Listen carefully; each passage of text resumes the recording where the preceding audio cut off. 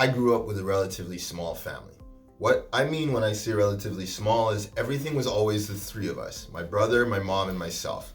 Lucky for me, I had an extended family that was huge. When I say huge, I mean I've got about 11, 12 aunts and uncles, but I also have about 50, 60 cousins, okay? Now, obviously, I haven't seen all of them at the same time. In fact, I actually haven't even seen all of them, period. But the point is I have a fairly big family. What that meant for us is it meant that Sundays were special. Sundays after church, we would go to my grandmother's house like clockwork, and we would have Sunday dinner together. After that, we would hang out, we would play games. It was like being in a youth group. There's just so many kids around. We would go outside, and having so many cousins meant we always had enough players for a soccer, baseball, or for hide and go seek, or for tag. Whatever it was, we were enough because there were so many of us. The thing is about being part of a big family, and maybe this is something you can relate to, is that sometimes you feel like you're forgotten. Sometimes you feel like there's so many people that you have to do a little bit more to stand out or to be unique. What happens when we feel forgotten is that we'll also go to great lengths to make sure that people know who we are. We have this unique personality and we stand out. What happens when we're forgotten is also that sometimes we'll do the bad things or the wrong things in order to be noticed, in order to be seen. We're going to talk about two individuals in the Bible who, I'm not going to say they did the wrong things to be seen, but they certainly felt forgotten. I'm going to be talking about Joseph and about David. We're going to be looking at Genesis chapter 37. And what we're going to be reading is starting in verse 2, a little bit about the background of who Joseph is.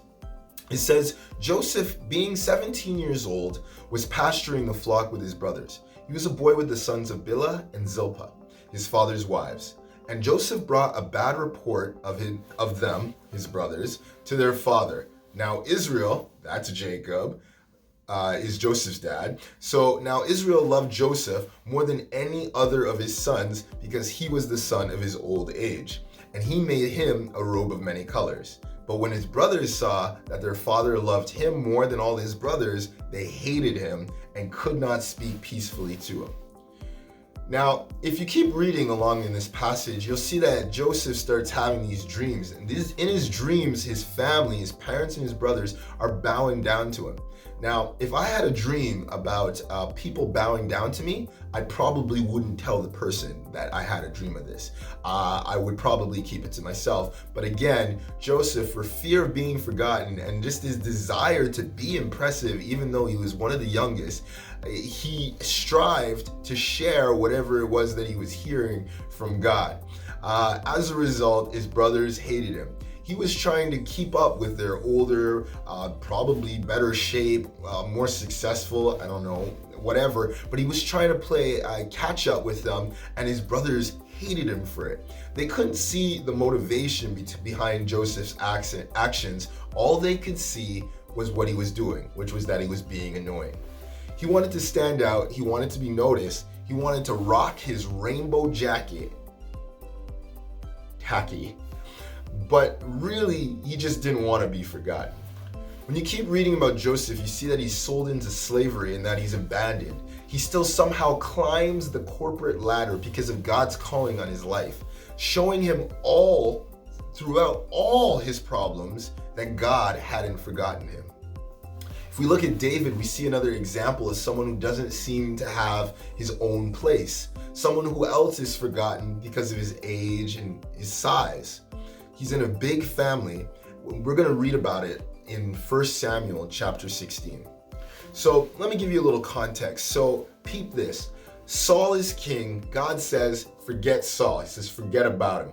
All right. He goes, I have someone new. Let me send you to my boy. My boy's going to take care of you. So Samuel goes and starts looking for this new king, and he starts getting introduced to all these brothers. And Samuel's looking at these brothers, looking at these guys, and they just look super impressive. They look super good. I'm picturing, Nathan, Swagalicious. This is who, Samuel's meeting, and Samuel's like, yes, please. And God is like, whoa, hold up, settle down. Now, verse 11 of 1 Samuel chapter 16, it says, Then Samuel said to Jesse, are all your sons here? And he said, there remains yet the youngest, but behold, he is keeping the sheep.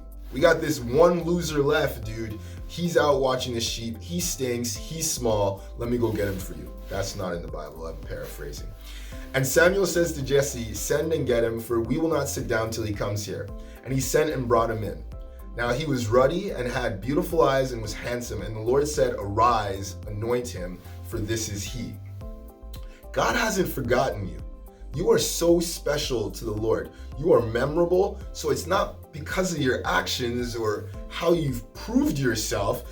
God just loves you and he's never forgotten you. You may not be the eldest, the smartest, the tallest, the coolest, the strongest, but it doesn't matter. You could be in part of a small kid, a part of a big family. You could be the oldest and maybe your younger family, younger siblings keep showing you up. It doesn't matter because you don't have to impress God by being special. He already thinks you're special. He already loves you and he hasn't forgotten you. In the same way that God has remembered David and God has remembered Joseph and helped them and was there for them, which is amazing.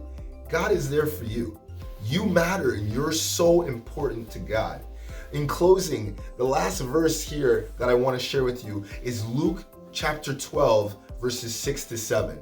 It says, are not 5 sparrows sold for 2 pennies? Yet not one of them is forgotten by God. Indeed, the very hairs on your head are counted. Don't be afraid. You are worth more than many sparrows. So, yeah, what I want you to take from today, forget about being forgotten. Don't worry about it. God loves you, he remembers you, and I'll see you later.